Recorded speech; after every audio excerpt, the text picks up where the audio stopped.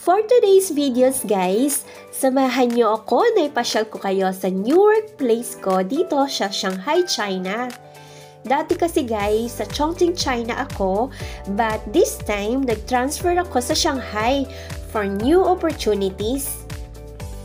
At dahil first day, excited ako at maagang pumasok sa office. Kaya naman vinidyohan ko muna para makita nyo rin ang nasa front ng entrance gate. May mini park kang madadaanan before makapasok sa loob. Papakita ko muna ang view.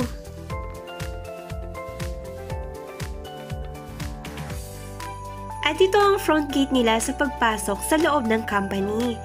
Tapos, bago ka papasok sa mismong sa loob ng building guys, we need to do the face recognition to time in and time out also.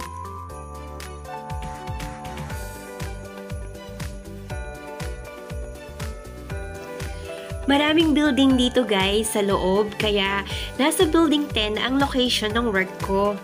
At bago ako makarating sa building 10, ayan, konting lakad pa at merong lake na nadadaanan at nakakagaan bago ka makarating sa loob ng building. Maraming isda dito guys, kaya pag maaga ako, nagtatambay muna ako dito. Ang gaan kasi ng pakaramdam bago start ang work. Yung tipong magmuni-muni ka muna, tapos mararamdaman mo na lang na napaka-bless, nakaka-amaze na di ko ina-expect na makukuha ko ang work na ito. Tapos kahit mag-isa ka lang na Pinoy sa team, nakakatuwa lang na they treat you na special ka sa kanila.